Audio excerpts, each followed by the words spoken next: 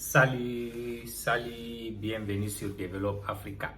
Bienvenue sur Develop Africa, la chaîne des investisseurs, la chaîne des entrepreneurs, la chaîne des leaders, la chaîne des Africains de la diaspora, la chaîne de nos frères et sœurs africains en Afrique. Ensemble, nous développerons l'Afrique. Ensemble, nous ferons l'Afrique un grand continent. Il y a un adage qui dit toujours: si tu veux aller vite, il faut aller seul. Si tu veux aller loin, il faut aller ensemble. Ensemble, nous développerons l'Afrique. Bienvenue à notre téléspectateur. Je vous remercie encore. Je demande à tout le monde de souscrire chaque fois et de liker nos vidéos. Souscrire et liker. Je demande à tout le monde de partager les vidéos. Nos vidéos vont aider l'Afrique à se développer. Je vous remercie beaucoup. Aujourd'hui, on va parler de la vente. Comment être un bon vendeur, un bon marketeur. On va essayer d'élaborer pourquoi certains produits se vendent beaucoup dans ce monde, pourquoi les gens aiment ces produits. Vous savez, dans la vie, la vente, le marketing, c'est quelque chose qui est quotidien, qui est tous les jours. Tout ce que tu fais dans la vie, tu dois convaincre à quelqu'un d'accepter ça d'abord avant d'avancer. C'est ça on appelle la vente. Pour marier ta femme ou pour la femme marier son mari, il ou elle doit convaincre la personne qu'il est la bonne personne qu'il faut vivre avec. Pour acheter quelque chose, tu dois convaincre le client qu'il achète, tu vas lui donner la valeur.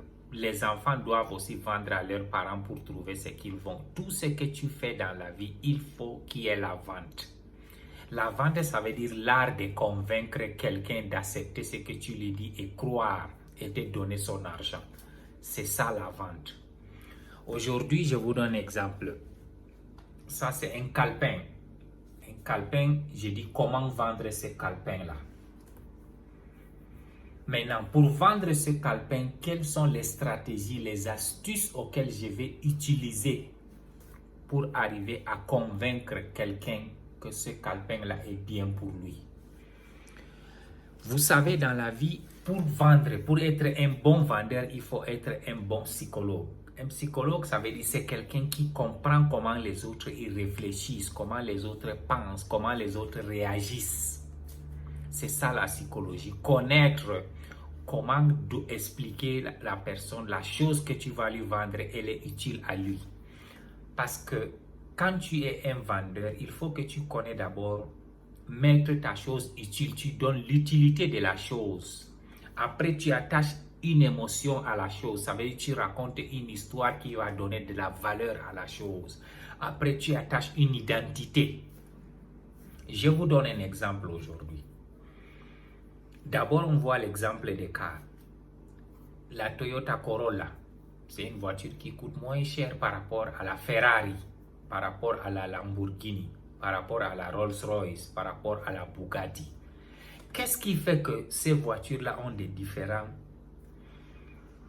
prix? Ils ont les différentes valeurs que nous tous, quand on voit ça, on sait que ça, c'est plus valeureux. C'est parce que les concepteurs de cette vente-là, ils ont créé une utilité, montré qu'est-ce que cette voiture-là, elle peut faire pour toi. Ils attachent une émotion pour montrer quelle valeur que la voiture-là, elle te donne. Qu'est-ce que ça représente dans ta vie quand tu l'as. Maintenant, à la fin, on attache une identité pour dire que quelle qualité, le niveau de vie, la qualité des personnes auxquelles tu es pour avoir cette voiture. Parce que l'être humain en général a l'envie de l'appartenance. On veut appartenir à quelque chose. Ça veut dire qu'on veut toujours montrer qu'on est dans une certaine classe. Et cette classe, c'est ça qui nous donne la fierté. C'est pour ça qu'on amène nos enfants dans des grandes écoles. Il dit que je suis sorti de Harvard, de la Sorbonne. Oui, donc ça veut dire que tu es sorti de prestigieuses universités. C'est parce qu'on veut montrer que tu viens d'une certaine classe. Et cette classe, c'est ça qui fait la différence entre le riche et le pauvre au niveau de l'Afrique. Maintenant, je vais arriver au niveau de la vente. Vous savez, quand quelqu'un achète quelque chose, il ne l'achète pas parce que la chose elle est bonne. Non, l'être humain achète les émotions. Et il justifie maintenant avec la logique. Je vais te donner un exemple. Aujourd'hui, tu vas quelque part, on te dit que tu rentres dans une boutique, tu vois une chemise bien raffinée, on te dit que c'est Gucci, c'est Yves Saint Laurent, c'est Prada, c'est Hugo Boss. Toute cette marque-là, ça veut dire qu'on te donne la raffinesse, ça veut dire qu'ils te vendent les émotions. Comme quand on te dit que ce genre de chemise, c'est ce que Barack Obama il met. Tu te rappelles, ce genre de chemise, c'est telle personne met, c'est tel Richard qui met. Ça veut dire que toi, tu as toujours tendance, quand tu mets cette chemise, tu prends les mêmes airs, les mêmes émotions, la même joie que cette personne. Ça te monte déjà dans la tête que tu as envie d'avoir ce genre de choses. Ça veut dire qu'il monte une émotion dedans. Maintenant, en montrant aussi ces émotions, on doit te montrer la rareté. Mesdames et messieurs, tu ne peux pas aller dans un parc où on vend les voitures, tu trouves qu'on a garé la Ferrari ou la Lamborghini à vendre. On colle un truc à vendre parce qu'ils ont créé un système de rareté que ce n'est pas juste facile à ce niveau que n'importe qui va acheter, qu'il y en a beaucoup. Tu ne peux pas aller quelque part trouver qu'on a garé la Rolls-Royce, on a collé à vendre. Non, ça n'existe pas. Ça veut dire qu'on a donné la valeur de la rareté à la chose. Aujourd'hui, je vous donne un exemple encore. Qu'est-ce qu'il y a la différence entre iPhone et Tecno? Tout ce que iPhone fait, Tecno va faire. Mais regarde la valeur auquel Steve Jobs a donné à iPhone. Ça veut dire que quand tu as Apple déjà, tu te différencies de certaines personnes. Ça montre que tu es l'homme valeureux. Apple a montré que quelqu'un qui a un téléphone iPhone ou un ordinateur Apple ou une marque Apple, ça veut dire que la personne se distingue. Il montre que lui, il est une certaine classe de personnes qui utilisent des choses que ce n'est pas à la portée de n'importe qui. C'est ça que Apple a mis dans la tête des gens. Aujourd'hui, Samsung aussi est en train de faire la même chose. Par contre, il y a beaucoup de marques de téléphones que tu peux acheter à des petits prix. Aujourd'hui, tu vas aller acheter iPhone avec 1 million. Qui va faire le même travail que tu vas aller acheter Tecno avec 50 000. Et regarde, il est 20 fois plus cher. Maintenant, pourquoi alors tu achètes iPhone avec 1 million? C'est parce qu'il y a déjà une utilité, il y a déjà la valeur attachée à ce téléphone et puis il y a aussi la classe qui justifie la personne. Donc, en Afrique aujourd'hui, on n'a pas su mettre beaucoup de nos choses en valeur parce qu'on n'a pas attaché une histoire. Parce que chaque chose que tu vas voir qu'il y a une histoire. Vous voyez, l'histoire de Apple, il te dit qu'ils sont là pour challenger, pour changer le statu quo. Il dit aux gens que nous, on pense différent, on fait des choses différentes, mais on fait des choses mieux que tout le monde de la manière trop différente. Tu vois, ça veut dire que tu donnes à l'utilisateur de Apple la fierté de montrer aux gens qu'il est quelqu'un de différent. Donc maintenant, un vendeur, si tu veux vendre maintenant ce calepin-là, tu veux vendre ça à quelqu'un, tu vas lui montrer que ce calepin, d'abord, elle est faite raffinée. Le bic, la stratégie des bics, elle est bonne. Le papier, elle est faite d'une qualité de papier extraordinaire. Quand tu écris, il y a la facilité d'écrire. Tu peux bien le garder, il dure longtemps. Et puis ce genre de calepin-là, il y a que des grandes personnalités comme Nelson Mandela a utilisé, comme telle personne, comme Aliko Dangote, comme Baba Dampulo, comme Patrick Motsepe. Tu montres que ce calepin-là, c'est des Richards, des grandes personnalités qui utilisent parce que c'est quelque chose de valeur. Donc, ça veut dire quand tu attaches déjà l'émotion et la classe, les gens vont trouver que oui, ce calepin, il mérite la valeur. C'est comme ça qu'on dit comment tu vas arriver à vendre à quelqu'un. Aujourd'hui, il faut voir, même si on va sur les termes des êtres humains, il y a des femmes qui sont valeureuses que si tu veux les marier, tu vas dépenser beaucoup d'argent pour payer leur dot. C'est parce qu'ils se sont fait d'abord de valeur, ils te donnent une émotion qu'ils ne sont pas à la portée de n'importe qui et ils te donnent leur rareté. Et puis la classe des personnes qu'ils méritent. Ça veut dire que c'est ça qui a fait cet ensemble de ces personnalités-là que les gens, ils ont donné la valeur. Parce que la vente en elle-même, ça veut dire que c'est de mettre la valeur en quelque chose. Je dois commencer les masterclass pour apprendre nos frères africains comment faire la vente. comment mettre ta chose en valeur. Parce que l'être humain n'achète pas la chose parce qu'il aime. Il achète les émotions, il achète l'histoire, mais il le justifie avec la logique. Nous, on veut acheter une histoire. Aujourd'hui, imagine qu'il y a un simple tableau qu'on a vendu à plus de 340 millions de dollars. Un tableau que quelqu'un a fait un dessin. Maintenant, on se demande, mais qu'est-ce qu'il y a dans ce tableau? Ce tableau, ce n'est pas le matériel annuel qui justifie, c'est l'histoire qu'on a mis. De Pablo Picasso, c'est l'histoire que Picasso a mis, la valeur qu'il a mis sur ce tableau-là.